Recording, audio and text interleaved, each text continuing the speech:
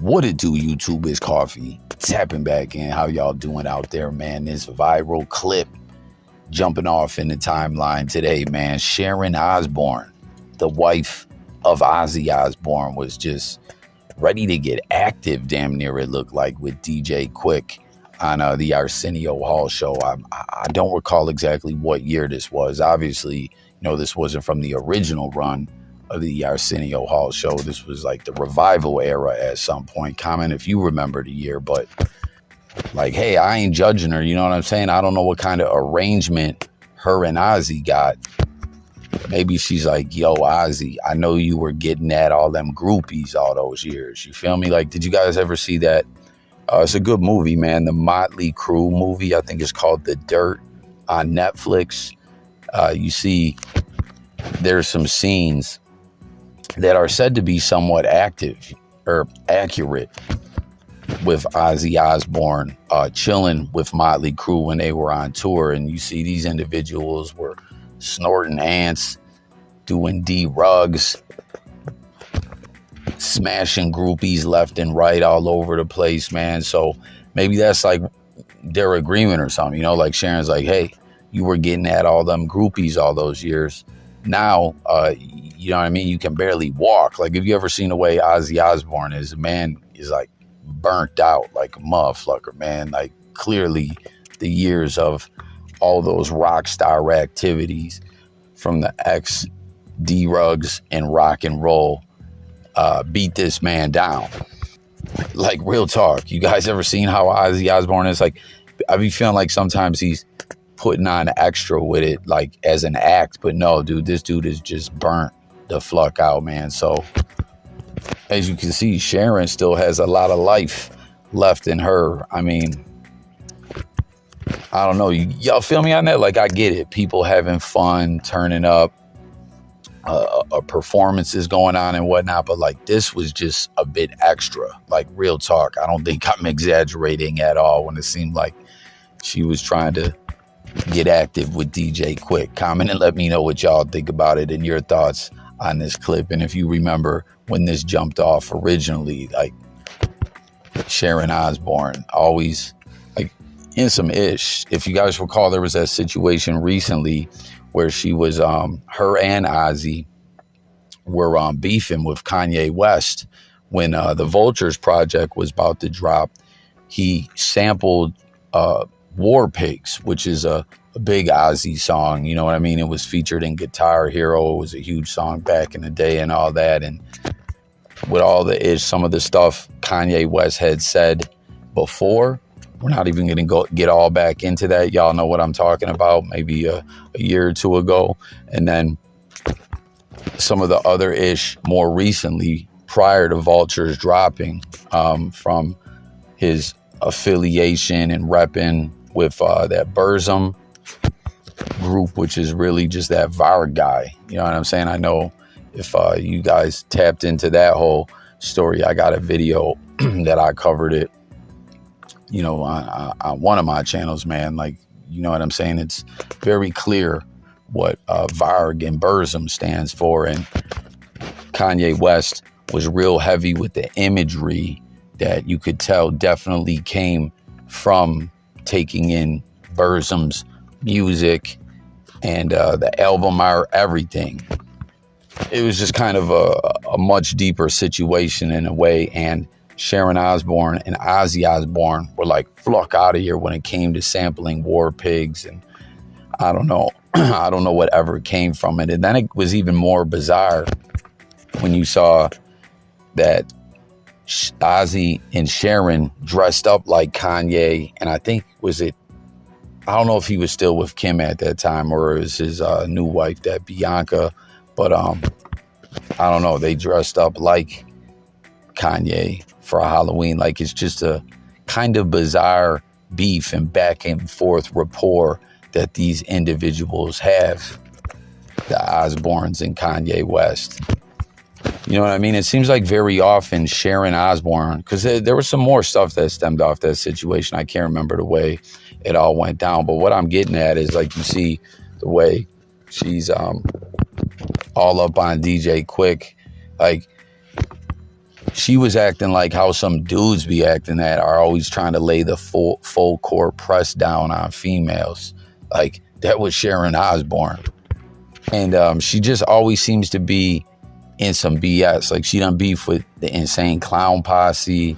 She done beef with some other rappers, other artists. Like, she's always turning up.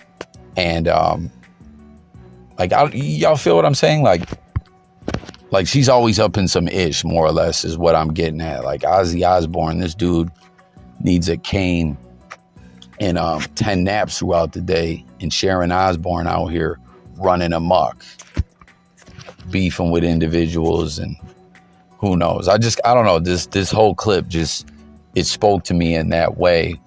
I guess you could say that it's like these days Sharon Osbourne's wearing the pants. You know what I mean? Like, maybe it comes from that whole groupie era and everything, and all the ish that Ozzy Osbourne was on back in the day, when he didn't need a cane and he could get around on his own quite well, and he was being a rock star. It feels like she was like, okay, you got this now, but wait till later. But I don't know, according to them, they have a happy marriage and everything. But this clip spoke to me in that way, that she's always on one and extra it out and everything. So jump in the comments, share your thoughts about the clip, the whole Kanye West beef, that Motley Crue movie, that the whole rock star lifestyle, Ozzy Osbourne, everything. Let's talk about it in the comments. Make sure to subscribe if you're new on this channel. We talk all different topics. Always got to hear from the people out there. But then I wanted to share this with y'all. So that was I done been everywhere but the electric chair. I done seen everything but the wind.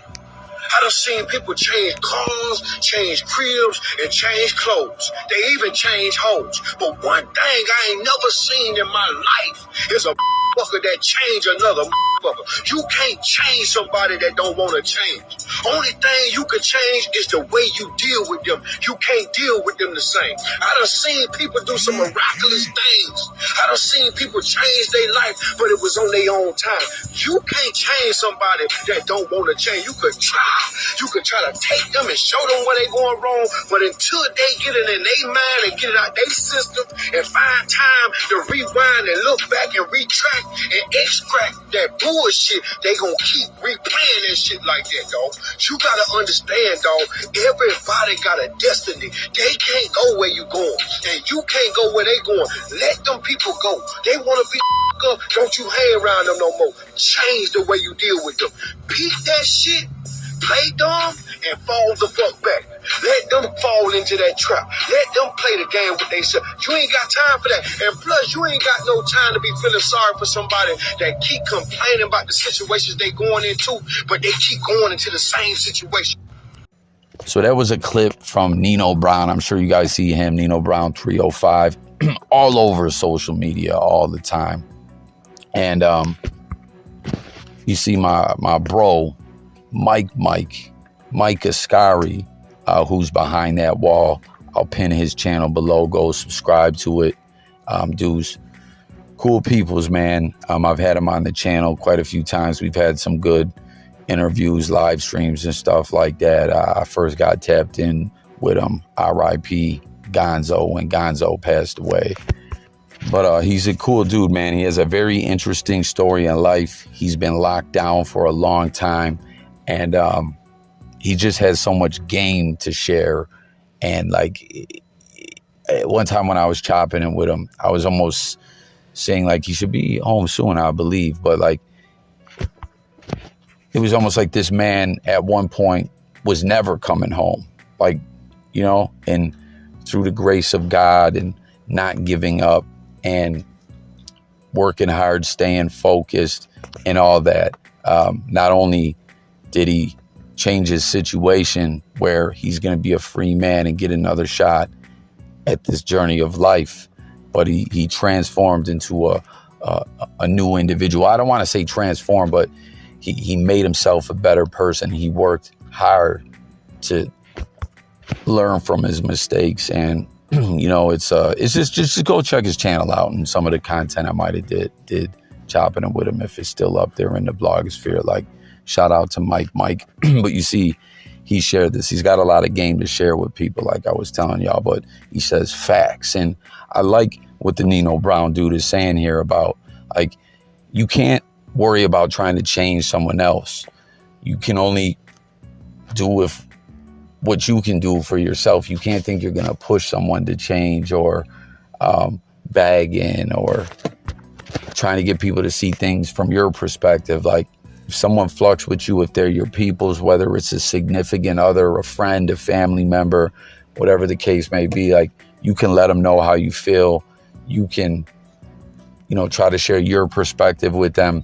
But at the end of the day, all we can really do is work on ourselves. We can be there for our loved ones, but trying to change someone, that's just not the way things work. The only thing that I felt a little, and I think that's good game to just apply to life, and something, you know, for individuals to just think about. And I don't know, it resonated with me. Comment and let me know if it resonated with any of y'all in any way. The only thing though with that I was kind of like, well, wait, when he was talking about playing stupid and all that, I'm not a big individual on playing dumb. At times I've done it in my life, but I'm more